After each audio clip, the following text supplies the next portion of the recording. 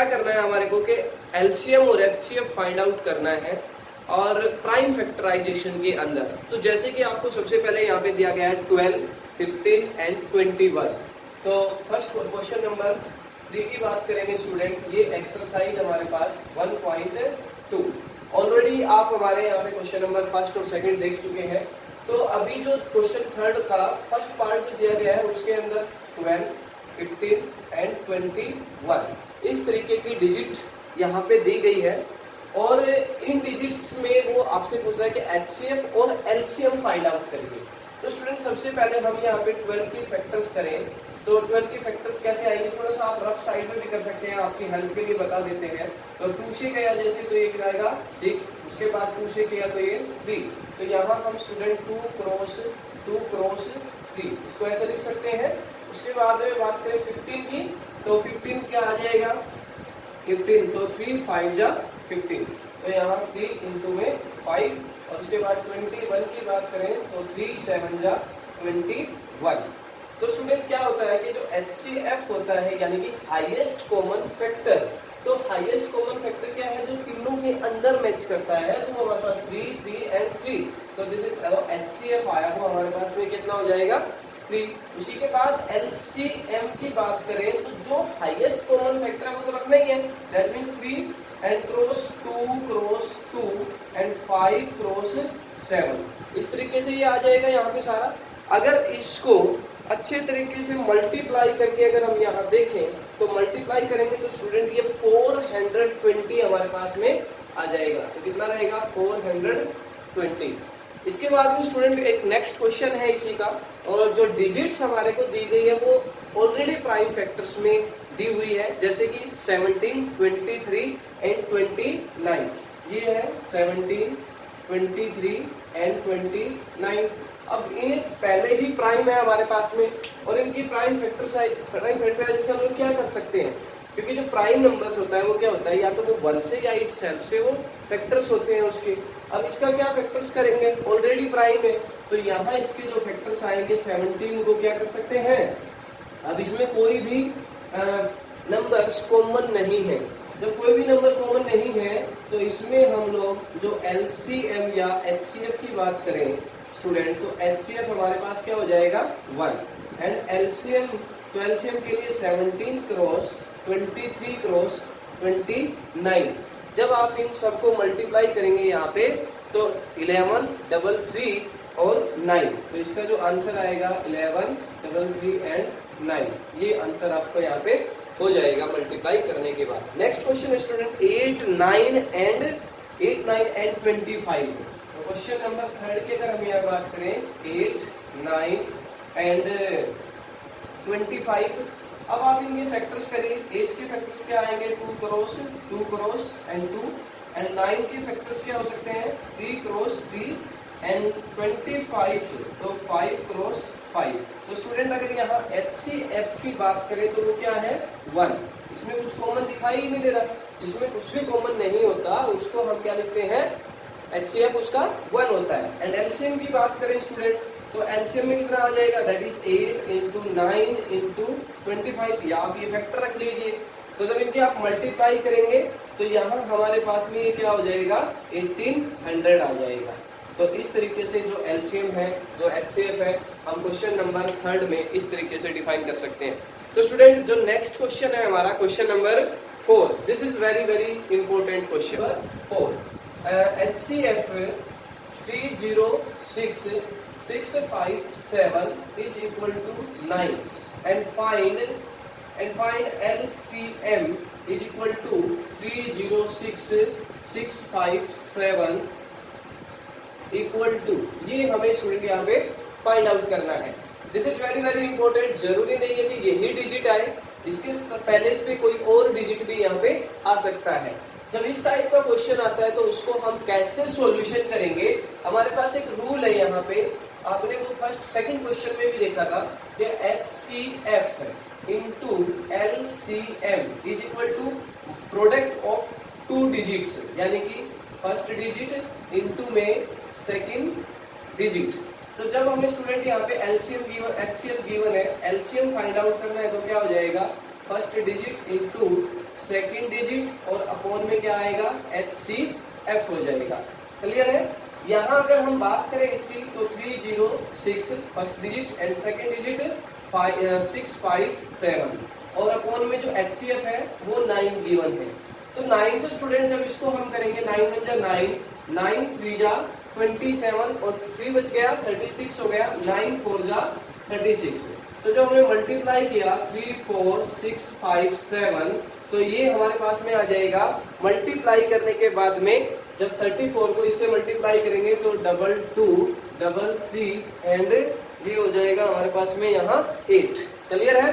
तो इस तरीके से इस क्वेश्चन को सोल्व किया जा सकता है। Number 5, check whether 6n can end with the digit 0 for any natural numbers. किसी भी नेचुरल नंबर्स के लिए 6 के पावर ऑफ n की जो लास्ट डिजिट होगी सोल्व करने के बाद वो 0 होगा। ये ऐसा बोलना चाह रहा है, इसको चेक करना है हमारे को। तो इसको ऐसे चेक करने के लिए हमने क्या लिखा सबसे पहले कि if any number and with the digit 0 तो स्टूडेंट क्या होगा, the should be divisible by 10।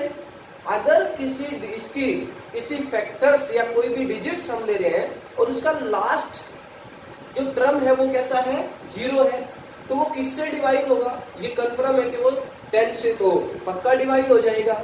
या फिर दूसरे शब्दों में बात करी जाए अगर वो 10 से डिवाइड होता है तो स्टूडेंट को 2 और 5 से भी डिवाइड हो जाएगा। यानी कि क्या कहें कि it should be divide by 2 and 5, वो उससे भी डिवाइड हो जाएगा। अब यहाँ जो हमारे पास दिया गया है प्राइम फैक्टराइजेशन 6 की पावर ऑफ n, तो उसको हम क्या लिखेंगे 2 क्रॉस 3 की पावर ऑफ n। तो स्टूडेंट आप देख पा रहे हैं कि जो हमारे पास लास्ट डिजिट अगर 0 है तो उसके जो फैक्टर्स होंगे 2 क्रॉस 5 के रूप में होंगे, लेकिन यहाँ क्या मिला 2 क्रॉस 3 फैक्टर्स के रूप में मिला है। जब 2 क्रॉस 3 फैक्टर्स के रूप में आपको यहाँ पे मिला तो हम देख पा रहे हैं कि जो हमारा 5 था वो इसके अंदर नहीं है। तो स्टूडेंट इसको क्या लिखेंगे, तो it can be observed that के 5 is not in the prime factorization of 6 की पावर n। कि जो हमारा 5 है वो 6 की पावर n के जो फैक्टर्स हो रहे हैं उसमें बिलोंग्स या उसके अंदर नहीं है। तो यहाँ hence for any value of n 6 की power n will not be divisible by 5। तो 6 की पावर n के लिए आप कोई भी नंबर्स रखें तो उसके लिए क्या होगा, ये प्राइम फैक्टराइजेशन नहीं होगा। तो स्टूडेंट हैंस देयरफॉर 6 की power of n can end with the 0, ये पॉसिबल नहीं है। क्लियर है। Question number 6, why explain this and this are क्या है, कंपोजिट नंबर है। तो स्टूडेंट सबसे पहले तो हमारे पास में क्या है कि 2 तरीके के नंबर्स होते हैं, एक होता है प्राइम नंबर्स और एक होता है कंपोजिट नंबर्स। प्राइम नंबर्स की बात करें तो वो नंबर्स जिसके ओनली 2 फैक्टर्स हो सकते हैं, 1 और इटसेल्फ। और उसके बाद कंपोजिट नंबर्स की बात करें तो another factors of 1 and itself, यानी कि 1 और इटसेल्फ के अलावा जो उस टर्म के कोई और फैक्टर्स भी आते हैं तो उसको हम क्या बोलते हैं, कंपोजिट नंबर्स बोलते हैं। तो स्टूडेंट हम चेक करते हैं कि जो सबसे पहले हमारे पास में 7 क्रॉस 11 क्रॉस 13 प्लस 13 जो दिया गया है, क्या ये हमारे पास में कंपोजिट नंबर्स की फैक्टराइजेशन है, और इस तरीके से जो इधर दिया गया है क्या ये भी सेम है, तो हमें ये चेक करना है। तो इसके लिए स्टूडेंट क्या करेंगे, सबसे पहले जो फर्स्ट पार्ट आप देख पा रहे हैं यहाँ पे, इसके लिए हमने यहाँ 13, इधर भी इस टर्म में भी 13 है और यहाँ पे भी 13 है, तो कॉमन लिया जा सकता है उसको। तो यहाँ कॉमन लिया तो 7 क्रॉस 11 क्रॉस 1 प्लस क्या हो जाएगा 1। इसके बाद में स्टूडेंट तो ये आया 13 क्रॉस 77 और प्लस 1। इसके बाद 13 क्रॉस 78 और इसको क्या लिख सकते हैं 13 क्रॉस 13 इंटू 6। तो हियर आप देख पा रहे हैं कि 13 एंड 6 क्या है, 2 फैक्टर्स हैं, 2 फैक्टर्स। अब क्या है कि जो हमारे पास में डिजिट्स है उसके अलावा भी उसके फैक्टर्स है, तो इसीलिए कैसा है ये हमारे पास में, तो it is composite number, composite numbers. तो इसकी कैसे आएगा, कंपोजिट नंबर्स हो गया। एंड स्टूडेंट सेकंड पार्ट्स की अगर हम बात करते हैं तो इस पार्ट्स में यहाँ तक कि आपका 1 काउंट होगा और इधर से सेकंड पार्ट काउंट होगा। तो 5 इसमें भी है और इसके अंदर भी है, तो यहाँ से हम 5 कॉमन करते हैं तो अंदर क्या बचेगा, 7 cross 6 cross 1 cross 4 cross 3 cross 2 cross 1 and plus 1, इस तरीके से हो जाएगा। स्टूडेंट जब हम इन सब की यहाँ पे मल्टीप्लाई करेंगे तो ये आएगा हमारे पास में 1008 हो गया, और प्लस में क्या दे रखा है 1, तो प्लस में 1 तो इज इक्वल टू 5 इंटू 1009। तो आप देख पा रहे हैं कि हियर 1009 के हम क्या कर सकते हैं और दूसरे फैक्टर्स नहीं कर सकते। Here 1009 has no factors. Clear है कि जो हमारे पास में 1009 है इसके कोई और फैक्टर्स नहीं है। तो हियर 5 एंड 1009 हैज 2 फैक्टर्स। कितना आ गया, 2 फैक्टर्स है। अब ये 2 फैक्टर्स है हमारे पास में, तो ये कैसा हो जाएगा, तो इट इज कंपोजिट नंबर। तो ये भी कैसे है हमारे पास में कंपोजिट नंबर है। जो गिवन क्वेश्चंस की जो सिचुएशन थी वो स्टूडेंट कैसा है, कंपोजिट नंबर्स है। ओके, क्वेश्चन नंबर 7 और लास्ट क्वेश्चन नंबर 7 में दिया गया है कि एक ग्राउंड है और सोनिया उस जो ग्राउंड का जो चक्कर लगाती है, यानी कि उसमें जो रनिंग करती है, तो वो 18 मिनट में 1 राउंड को कंप्लीट कर लेती है। और उसी के साथ रवि है जो उस ट्रैक के 1 राउंड को ओनली 12 मिनट में कंप्लीट कर लेता है। अगर दोनों किसी एक पहले से रनिंग स्टार्ट करते हैं तो उसमें पूछा गया है कि वे दोबारा सेम पॉइंट पे किस टाइम मिलेंगे। तो स्टूडेंट बात करते हैं सबसे पहले सोनिया कंप्लीट। देखिए किस तरीके का राउंड है, ये हमारे पास में मान लीजिए एक सर्कल है और इसी के यहाँ एक साथ में जैसे आप देख पाते हैं कि एक पगडंडी होती है जिसपे क्या होता है, रनिंग ट्रैक होता है। अब जो रनिंग ट्रैक है, मान लीजिए यहाँ से दोनों ने चलना स्टार्ट किया और जो सोनिया है, सोनिया वो 18 मिनट में 1 राउंड को कंप्लीट करती है। एंड स्टूडेंट इसी पॉइंट से, सेम पॉइंट से हमारे पास क्या है, रवि है। सेम पॉइंट से रवि रनिंग स्टार्ट करता है और रवि इसको 12 मिनट्स में कंप्लीट कर लेता है। अब दोनों जब एक ही पॉइंट से रनिंग स्टार्ट करेंगे तो वो पूछना चाहता है कि दोनों कितने मिनट के बाद इस सेम पॉइंट पे मिल पाएंगे।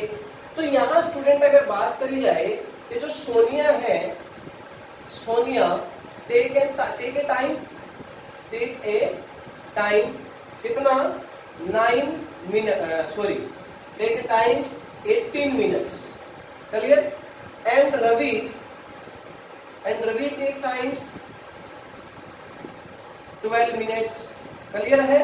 तो यहाँ स्टूडेंट हम 18 के अगर फैक्टर करें तो ये आ जाएगा 2 क्रॉस 3 क्रॉस 6, यानी कि इसको क्या लिखा जा सकता है, 3 2 जा 6 और 6 3 जा 18।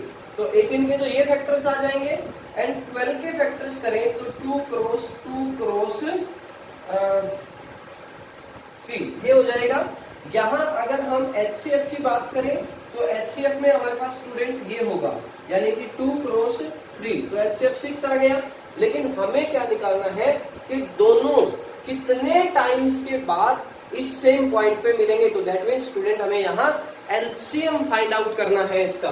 तो इसका एलसीएम फाइंड आउट करने के लिए जो हमारे पास में कॉमन पॉइंट है वो तो रखना ही रखना है।